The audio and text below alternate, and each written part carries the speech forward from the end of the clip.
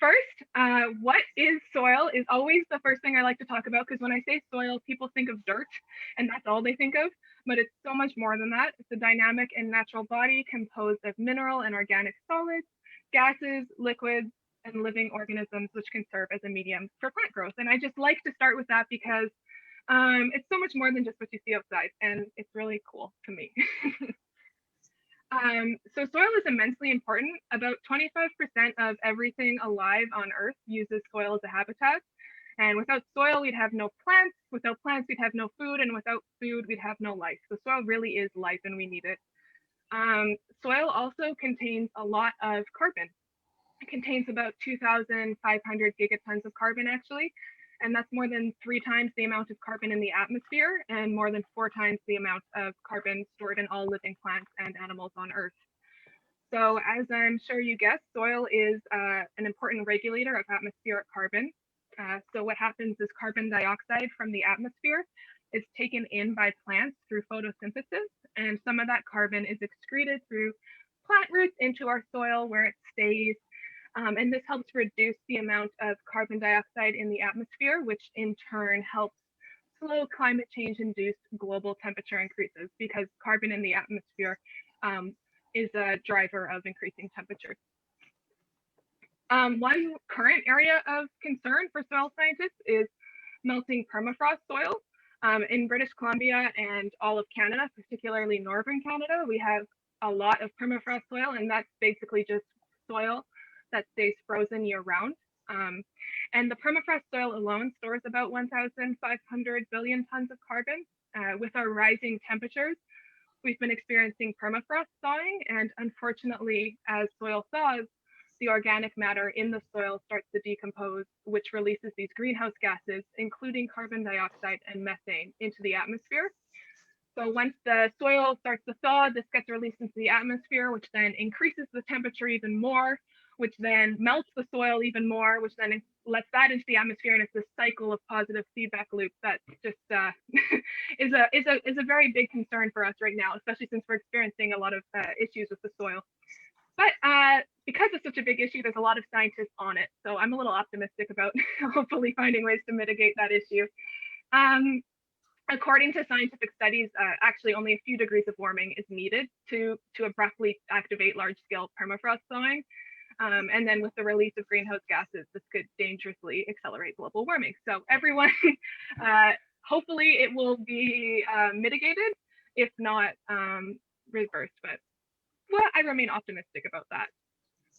So I'm going to start with the soil history a bit, and then I'll go into plants in the garden. The most recent glacial episode in BC occurred in the Pleistocene, and that was known as the Fraser Glaciation. This event began about 30,000 years ago, and in BC we have the Cordilleran ice sheet, which you can see here, and the Laurentide ice sheet is on the other side, and what separates them is the Rocky Mountains we have. That's what's separating the ice sheets. It's actually relatively young, geologically speaking. It might sound like a long time ago, but when you compare it to other soils in the world, it's pretty young.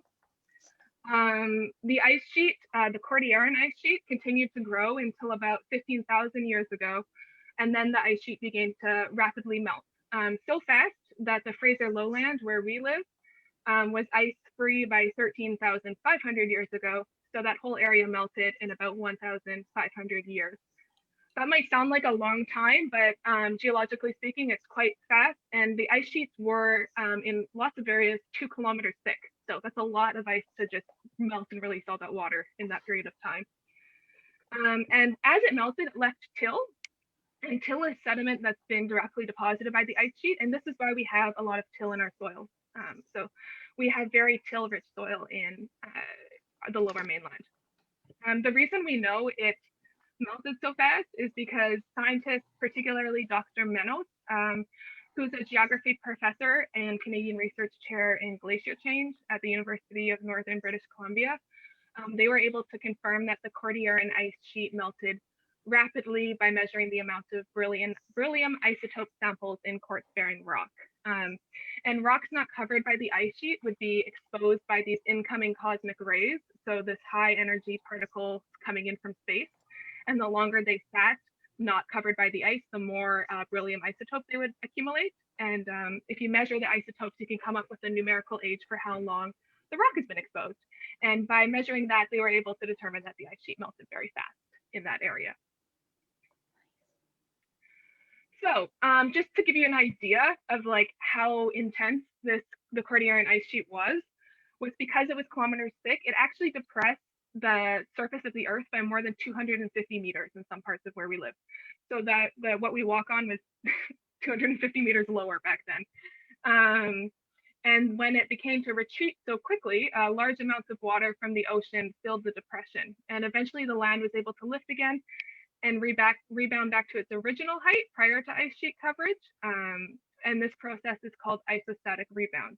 And that's why we find marine sediments in our soil, because as the ice sheet retreated fast, water was able to fill in and accumulate, and we get all these sediments from the ocean, and we get a lot of marine sediments in our soils, and that's from this process here. So here are the common sediments in the Lower Mainland. I'm sorry about the grainy image. This is honestly the best quality I could find. So I gave up, and that's what we're dealing with right now. Lauren. Thank you. I was like, well, this is gonna have to do.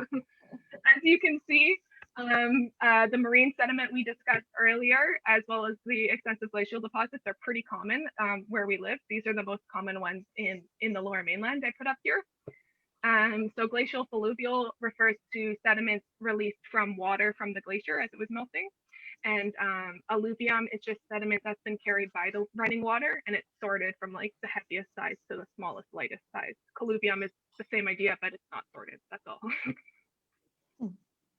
Yeah. Okay, so the most common soil in BC where we live is by far pod soil. These soils are moderately well drained and develop under cool regions under forests. They contain bleached alluvial horizons, and alluviation occurs when rainfall exceeds evaporation. It's basically just like you get so much water, it removes the dissolved sediment from the soil and suspended sediment. And because of all this rainfall we get in BC, the saturated soil the soil becomes very saturated, dense, and compaction occurs. So that's an issue you deal with in the soils here. You get this hard layer here called the hard pan with all the weight from the water. And that can be really hard to deal with if you're trying to grow things in the soil, because it's very hard to remove the hard pan layer, and water tends to accumulate in the soil here, meaning the environment will be lower in oxygen because you have all this water. Nutrients might be washed away, and it might be hard to grow. And since soil in BC is only 1 meter thick on average at the highest height, it's something to really consider. Okay, so pod soils are pretty acidic in general. Pine needles from trees contribute to this, but also the igneous rock. Igneous rock is just rock from a volcanic origin, is what we have along the coast here. And as the glaciers moved along that area, they separated the rock and it got incorporated into sediment over like a period of thousands of years. But this igneous rock is more acidic, and some pod soils can actually have a pH of less than 4. But where it's pretty uncommon to have a perfect pod soil, there's some areas where there's lots of other soils that may contribute to that.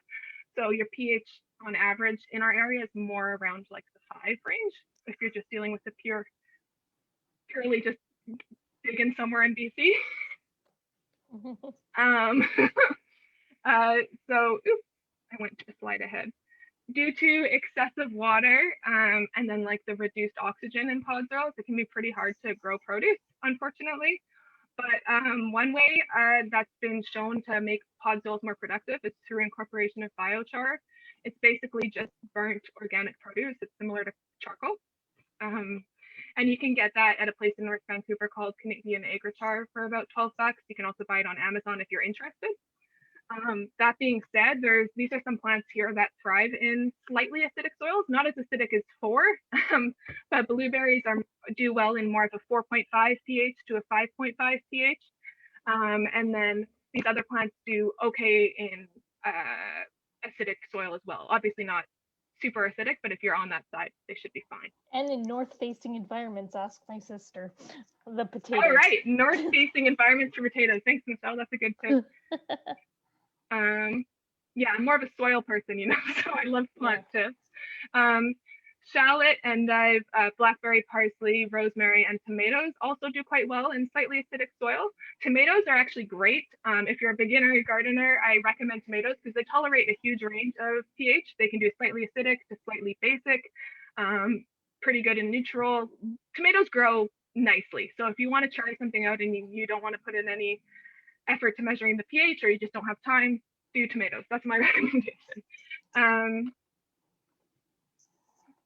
So if you are living in interior BC or go there sometimes, the soil is actually a little more alkaline. It's called Lubisol. That's the main soil in interior BC. These green areas here are showing where it's most common. So the reason it's more basic and less acidic in interior BC is because unlike the igneous volcanic rock we have on the west coast that contributes to the acidity, it's mostly sedimentary rock in interior BC. And the sedimentary rock was pulverized by the Cordilleran ice sheet I mentioned earlier, about 11,500 years ago. And then cations from the sedimentary rock, such as calcium and magnesium, then became incorporated into the soil. And that's one of the reasons the soil is a little more basic over there. So some of the plants that grow well in the soil are peaches. I'm sure you all know about Okanagan peaches. They're delicious. Yep. Daylilies, lavender, asparagus, cherries, and Brussels sprouts. These all do fine in neutral soil as well, but they can tolerate the higher basic pHs. So if you live on the west coast, it doesn't necessarily mean the soil you're dealing with will be acidic. There's lots of other things that contribute to the pH of the soil. So that's why I always recommend measuring the pH if you have a chance. You can take a simple pH test here. It's from Home Depot. It's $8. There's also one here from West Coast Seeds. The pH test just involves a little bit of liquid. You pour it on a strip with soil, and it tells you the pH of your soil pretty rapidly. So that's a good way to. I'm sorry to disturb you. How do you do the pH again? Yeah, so there's a few methods you can test the pH. This one with the label of Root Farm. You can buy at Home Depot. I believe it's $8. It contains liquid and strips, and you just pour the liquid onto a strip with soil on top of the strip. And based on the color it turns, it'll tell you what the pH is. They give you a chart with that. So you would buy the kit, you'd have the liquid and the strips, and then you just use the soil in your garden with that, and it tells you your pH. There's also a little easier method, but it's more expensive. I think it was $22 at West Coast Seeds. I'm sure you can find it cheaper somewhere else. And it's called a rapid test. You just get your soil wet and you stick in this hole into the soil, wet soil, and the pH will just show up on the screen here. So it's definitely easier. It's less time tedious, but it's about $22, so about twice the cost. So whatever you feel, they both work fine. Hey, if it works. Thank you. Yeah, no Lauren, worries. Lauren, yeah? Florence has a question. Maybe you want to actually ask it, Florence. I think it has to do with the material for the soil to kind of adjust the missing ingredients in it. Yeah, it's Biochar. You can buy it. There's a place called Char Canada in North Vancouver. So, you can also buy it on Amazon. So biochar is like how it sounds, bio and then char is in fire, right? Exactly, yeah. And it's very similar to charcoal, hence the char. Okay. Yeah. So it helps. There's been a lot of studies, like peer-reviewed scientific studies, that show it actually makes pod soils a lot more productive in terms of yield. You can get a lot more out of your garden with biochar. So based on the studies I've read, I've heard it's quite well, and it works quite well, and it's only $12. So it's worth a go if you feel like trying that. And it's helps just to help with the pH of the soil. Yeah, it helps with helps the soil retain nutrients. In pod soils, you get a lot of alluviation, so you get a lot of the nutrients washed out through that method. So it can help with that, and it also helps the plants have something to grip onto with their roots. That's great. Okay, yeah. By no means is it necessary to buy that, but it's just like an interesting study. I was looking into a few of them, and the professor I work with also is a big advocate of it, so I thought I'd mention it. Oh no, that's great. I'm all into experimenting too from a chemical standpoint. So Oh, yeah. I'll definitely give that a whirl. Does that answer your question, Florence? Yes, and I have another question. Just like, so like how often or when should I use that? Biochar, I would use it if you're dealing with, honestly, I wouldn't bother spending money on it unless you find that your plants aren't doing too well. Then I would give it a go, because it helps increase the productivity of plants. But if your plants are already doing fine, it's not necessary that you incorporate that into your garden. Okay, so like I have plants who are dying, so out in the garden or house plants, Florence? Apartment plant. So I have like I don't know the name of my plant, but literally is dying. So can I use it and then maybe helping? I don't know. You could give it a go. It wouldn't harm your plant, but it might not make them suddenly become back to normal. I'll talk about some signs that you can look for on your plants shortly, and Okay. that might that might make you realize what nutrient your plant might be deficient in. Okay. Yeah. I have some suggestions for you too, Florence. I can actually show you a bottle of soil enhancer later on after the presentation. Awesome. So yeah. Cool. Thank you, guys. No worries. I have another question, please. Yes. My wife just gave me, I don't know if you can see it. It's called class. Yeah, that looks like a pH test, right? Yeah. Yes, it is. Yeah, Is that's that perfect. good? Yeah, that's perfect. Any type of pH test would, that's similar to the root farm picture I was showing. Okay, yeah. Yeah, no, that'll work fine. Yeah. Okay, thank you. Yeah, no worries. Yeah, obviously these are just some images. I thought these are two common types of tests, and it looks like the one you have, Joseph, is similar to the root farm test. Quick question for Joseph. So where did you buy it, Joseph? Oh, But now my wife bought it to test his urine. Cool. Thank you. Okay, I lost my spot. 1 second. Sorry, No, Lauren. No worries. I like Florence, my wife bought it at Choices. choices. No, Choices. Thank you very, very much. But it's not for the plant, like it's not for plants only. It's to test your urine or whatever it is. Oh, cool. Oh, your urine. Yeah. Oh, that's Interesting. awesome. Oh yeah, I will definitely go to Joyce and try to find that. Thank you very much, Joseph. Okay. I'm a little concerned about time. I'm wondering if we should maybe listen to your program and have the questions at the end. What is That sounds good. My that? presentation runs about 30 minutes total, so I think it's Oh, okay, but okay. I'll keep going. Yeah, I'll carry on. Okay. Thank you. Okay. Okay. Anyways, where was I? So, if you find like your soil is too basic and you want to make it more acidic, to get within the ideal range, these are just some things. You can get them all at Home Depot. So you can add aluminum sulfate or iron sulfate, but be careful not to directly touch the plants, because that can harm them. You want to just put it right into the soil. You can also buy these, at Home Depot for under $9 each. Sulfur is one of the most cost-effective ways and least harmful ways to increase the soil acidity. So you can usually buy that at any garden store. I'd give that a go if you find that your soil is a little too basic. Very similar if the soil is, you want to make your soil less acidic and you want to make it more basic. To do that, you can get similar kits from Home Depot, but you can also add lime.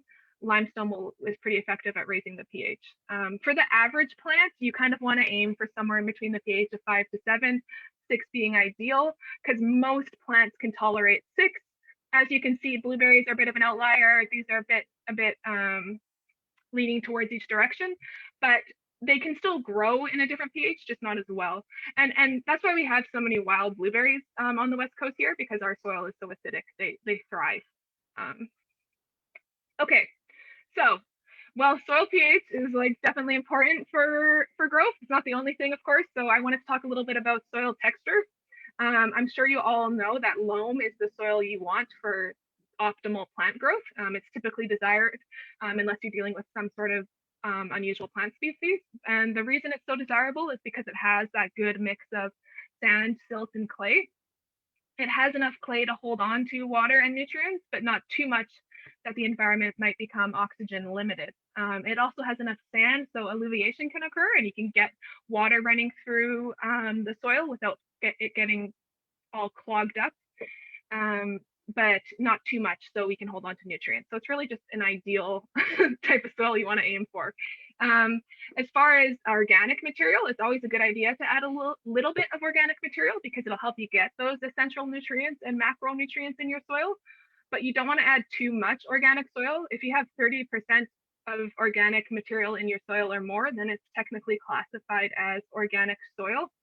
And since organic material is so light, plants have a hard time growing well if it's mostly organic material because their roots can't grip that material as easily. So you want to try and keep your organic material between 5 and 10% for optimal growth. Anyways, so these are some tools we use to figure out what percentage of sand, silt, and clay are in our garden. In the lab, we use these specialized sieves. They separate the sand, silt, and clay particles, but it's expensive, and I wouldn't honestly recommend that. You just really need a ballpark. If you have your own kitchen sieve, like for cooking, you can use that as long as you sort of know the size of the holes in your sieve.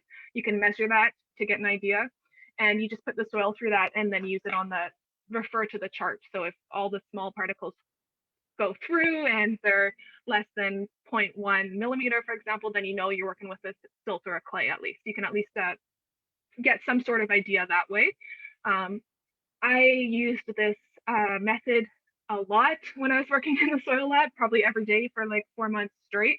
What you do is you take a graduated cylinder, some Calgon and a hydrometer, and you literally blend the soil with Calgon and water like you would when you make a smoothie.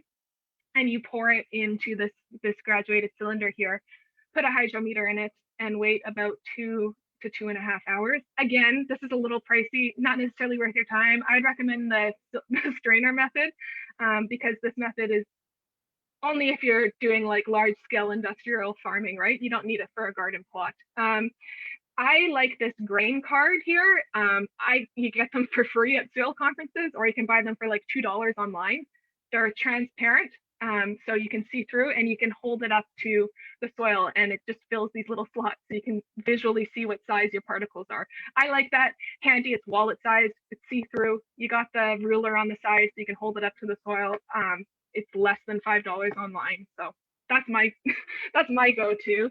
And just in case you didn't think soil science was weird enough, these are actual methods, like official methods we use to measure the texture of soil in British Columbia. So we do something called a taste test, which I wouldn't necessarily recommend because you don't know what type of toxins might be in your soil, but I use it because it helps you differentiate silt and clay particles. So the taste test, if you're brave and you're not dealing with harmful soil, you take a tiny bit of soil from your garden, and this is going to sound weird as heck, so bear with me, but you put it in your mouth, and if you feel grittiness, it's silt, and if you feel no grittiness, it's clay. That's one way you can tell. But again, if you're not sure what's in your soil, I don't want you to poison yourself, so don't do that. One less weird method you can do is the worm test, and these are actual tests. It's not a joke. You take the soil and you get it filled with a little bit of water. You roll it in between your hands or on your arm. And if it stays together, just like pottery, you know you're dealing with more clay. If you can get the longer you can get this rolled out worm is what they call it, but like a cylinder shape, the more clay you're dealing with, right? And if it breaks off right away, you obviously have more sandy soil. So that's a method you can do. The graininess test helps you differentiate sand from silt and clay. If you can feel some sort of roughness in individual particles, you're dealing with sand. If you can't feel anything, it's going to be silt or clay. So those are some actual methods we use, as ridiculous as they sound. I thought I would mention them. Yeah. So if you have a ballpark of the type of sediment you're working with, we use something called a soil textural triangle. in the lab. And you can just Google textural triangle or soil textural triangle, and this will show up. It helps you determine if you have loam or if you have something else. So the way this works is if, for example, I'm like, okay, I think I have about 40% silt in my garden. I would start, I'd find silt, which is on this side of the triangle. It goes from 10% all the way up to 100%. So I work my way down until I hit 40%, because that's what I'm pretending I have. And then I draw a line straight to the other side of the triangle here. And for sand, if I had 40%, I would do the same thing. And I just drew these yellow lines in to show like an example, right? So if I'm moving across, if I'm 40%, I draw all the way to the other side. And then if I had 20% of clay, I'd move up until I find the 20 and draw it straight across. And where all the lines overlap is what type of soil you're working with. So based on the percentages, you can just follow the grid lines to the other side of the triangle, and where the lines overlap, you know what type of soil you have. So after you roughly determine the textures, you can do that. And then that can let you know what part sand, silt, or clay you might want to add. I realize this is very ballparky, but for the purpose of gardening, it's really not that important, but you don't want too much clay or your plants aren't going to get any oxygen and they're going to die. So, and you don't want too much sand or there won't be any nutrients, and then they won't be able to grow properly. So yeah. Okay, as for temperature, 18 degrees Celsius to 24 degrees Celsius is prime. Obviously in Vancouver, we usually don't get that hot, but that's okay because plants can usually tolerate a lower temperature, which is fine. Some methods to increase your temperature. Of course, you want to try and find the sunniest spot. That goes without saying, but if you have a lot of money and a lot of space, which I don't, I'm going to mention a greenhouse because that's one very quick fix. For people like myself who don't have the money or the space, who live in an apartment perhaps, there's other methods. Dark colored soils absorb more heat from the sun. So if you have a darker soil, you want to put that on top. You don't have to have dark soil throughout, but if you have a top layer of dark soil, it will absorb more heat from the sun, and then it can easily transfer to the other layers of soil below, or more readily at least. If you have an outdoor garden, I recommend putting mulch on it in the winter season because it acts like a blanket. It prevents the transfer of heat from your garden to the atmosphere, and so it can help in that way. But I don't recommend using a wood-based mulch, and I'll explain why later. Another way to warm up your soil, very effective but not very pretty, is putting a plastic sheet over your garden like this, but don't cut any slits into that first. You just want to spread it tightly across your garden and lay it down with some bricks or some other heavy things. Wait about 2 to 6 weeks. It's usually good to start this in early spring. Each day, the heat stored in your soil will likely raise by about 1 to 2 or 3 degrees, depending on what time you do this in the year. And then once it gets to the temperature you think is optimal, you can cut slits and plant your plants in there. If it's hot enough, you can just get rid of the sheet completely, but keep in mind that once you do that, the soil will probably cool down a little bit because it won't have that heat in there. If you want to know what temperatures your soil are, there's lots of thermometers you can buy online. I was talking with my someone who was my professor in soil science, and they recommend using the same thermometer you can use in cooking for like turkey. If you have that or something else, it should work just as fine. So you don't need to buy anything fancy for that. And just stick it in the top layer of your soil. If you have a lot of soil, you might want to measure the bottom as well, because the temperature will get cooler the deeper down you go if it's a big amount.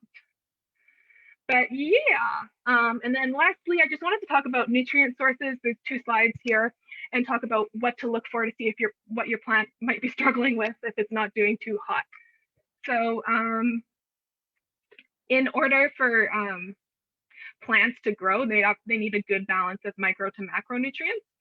So if you have too much carbon, it's quite an issue because it can prevent the plant from taking up other nutrients like nitrogen, which is essential for plant growth. We often have too much carbon in our soil in BC, and ways that increase carbon in our soil that you should try and avoid would be wood mulch. It just adds a lot of carbon to your soil and can throw off the balance of nutrients there. If you're really struggling, I'd recommend getting rid of the fibrous roots or fibrous compost you might use. And if you're really struggling, I would maybe get rid of the decaying plants and organisms, which contribute carbon to the soil, but they also contribute other nutrients. So only do that if you really think you're having an issue with too much carbon. As for nitrogen sources, you want a good compost. Most of those have a lot of nitrogen in them. You can get that from basically any garden store. Fish are a great source of nitrogen. So if you eat a lot of fish and you have leftover scraps, you can grind up the fish and put it into your soil, and it's just a really good source of nitrogen. So if that's something you eat often, it might be something to consider. You can also buy fertilizers from basically any garden store, and they usually have nitrogen in them, but just make sure to check. West Coast Seeds, I love, and it has a lot of fertilizers that are rich in nitrogen, including fish-based fertilizer for nitrogen. And they have fertilizers designed for specific plants like tomatoes and carrots. So yeah, they're a cool store to check out. Although it's likely you'll add too much nitrogen to your soil, if you start to notice that your leaves are getting very abundant and leafy, but you're not having any fruit or fruiting plants, like you're not having any growth except for leaves, you might have too much nitrogen. So you might want to consider cutting that back. Okay, and just here I wanted to talk about deficiency. So Florence, maybe your plants look like this, I'm not sure. If you started noticing that your plant is turning light green and the older leaves are turning yellow like this, it might be a sign that your plant is deficient in nitrogen, and you might want to consider adding that to your soil using the methods we just discussed. So if you're noticing purpley, bronzy spots on the bottom of your plants, particularly the older leaves, and you're noticing stunted growth, your plant could be deficient in phosphorus. If it is the case and phosphorus is a deficiency, your plants will eventually start to turn dark green and even shrivel up a little bit. So that's something to consider. The best source of phosphorus, in my opinion, is just directly getting compost and fertilizers that have that. Honestly, I think that's the best way to add it. Plants lacking in potassium have an interesting sort of appearance. They start to turn browny yellow along the edges. And then unfortunately, even if you restore the potassium, this discoloration won't go away. It'll still stay there in most cases, but you'll prevent it from getting worse and you'll prevent your plant from dying. So it's still good to add potassium. An interesting thing, since we live on the West Coast, is seaweed is actually rich in potassium. So if you live near the beach and you have access to seaweed, you can shred it up and incorporate it into your soil. You can also increase potassium into your garden by using banana peels, but that's a very slow method and it takes a long time for them to decompose. So that's more of a long-term strategy. I wouldn't do that for a quick fix. And if you really need a quick fix, then I would just go to the store and buy a particular fertilizer that has that, because it'll give you the most rapid results. But I like the seaweed method because it's all natural, also repels slugs and other pests. So that's kind of cool, an added bonus benefit. And lastly, if your plants are green, lighter green, but the veins are still dark green and your plant isn't growing as well as it should and the leaves are getting a little smaller than they should, then it could mean your plant is deficient in magnesium.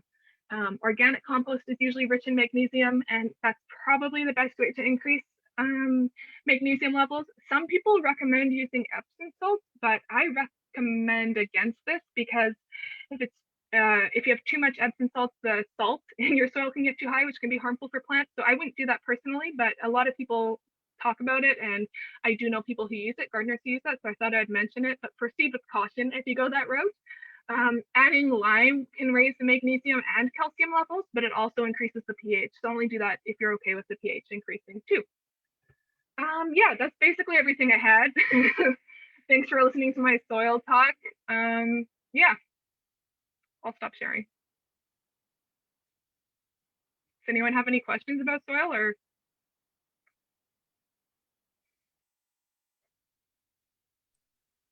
Yeah, I have a question because I'm setting up a little tray under my balcony. Yeah. For vegetables. I just want to grow some hot peppers or just peppers, very simple, and herbs. But what type of bags of soil should I get at Home Depot? At Home Depot, if you're, it's just a small garden on your balcony, you're saying? Yeah. Okay, if you haven't experienced any issues with your plants before, like the ones I just talked about, make sure you just get like a small bag of ones that include nitrogen, phosphorus, magnesium, and calcium. Those are the most important nutrients I would recommend. You can also try and put some darker soil on top to increase the heat that gets captured by the sun. But unless you're experiencing any issues with your plants, I would just go for one bag that has as much nutrients as possible to keep those plants happy. You can also, almost any bag of soil you can pick up tells you the percentage of sand, silt, and clay, so you can give that a look and consideration. Because I'll just bring up the slide again.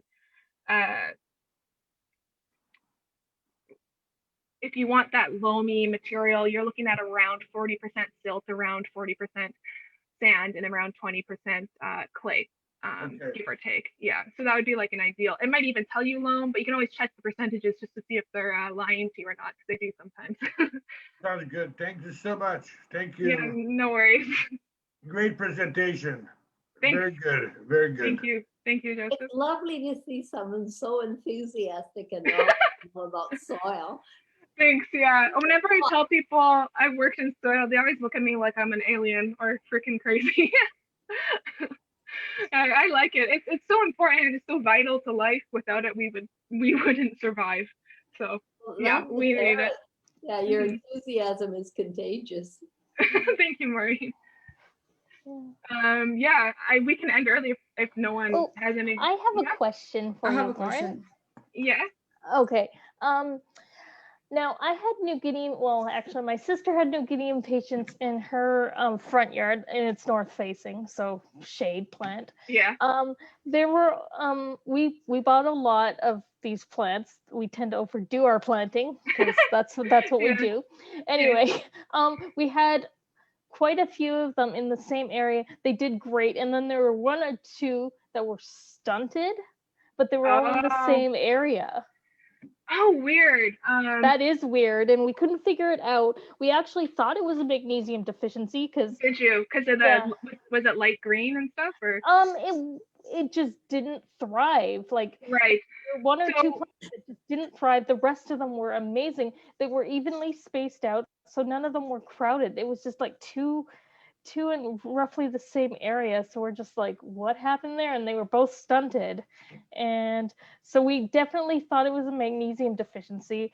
We thought of adding a little bit of lime, but again, we were worried about the acidity in the soil. Yeah. Being scientists, we did do a lot of research there.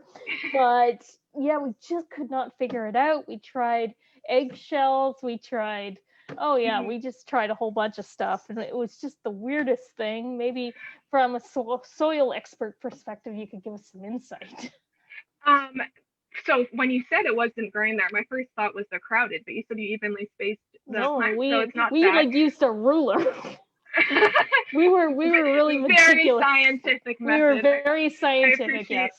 I mean, I would have to see like what the plants look like, but off the top of my head, did you consider trying to increase the nitrogen? Because that's almost always the case in our soils. Well, it was kind of, it stumped us because all the plants around it, they were beautiful. Well, I'm wondering if it was just there was some soil type in that area that wasn't, or perhaps there was like organisms deep in the soil that were just benefiting from the nutrients. Or just destroying the roots or something. Yeah, destroying the roots or just benefiting from the nutrients, and then the roots can get that. But I would try, if it was me, and I don't know what the plants look like, but usually any issue in BC can be fixed by adding a little nitrogen. Because but if it's not, I'm at a loss, because my first guess would be there's too many roots in the area competing for the same nutrients, or there might be too many organisms. But if they're just in that one spot, it could be a number of factors too. It could have been the mold. It could be a number of factors, yeah. But that's a really interesting issue. Yeah, it was really weird, and I'm like, okay, soil expert, they might know. But no, it was weird. Yeah. We were very scientific about spacing them out, and no, that's quite interesting. And soil does vary a lot. The soil science, although it's the science a lot of it is like like you saw the stupid test we do, right? It's quite an interesting approach, and it varies a lot, and you have to usually do quite a bit of samples. You could be looking at a plot of soil and there could be two very different types of soil side by side, so it could just be that. It's quite interesting. We'll try again this year. yeah. I wish I could offer you better advice. No, that's cool. We tried a bunch of things. We'll try some more. Lauren, I'm going to run, but I just want to thank you very much for a wonderful, enthusiastic, and informative session. So thanks a lot. Thanks, Bye, Maureen. You're so sweet. Happy gardening. Won't be long Bye, now. Maureen. Bye, Maureen. Bye. I have another question. Sure, yeah.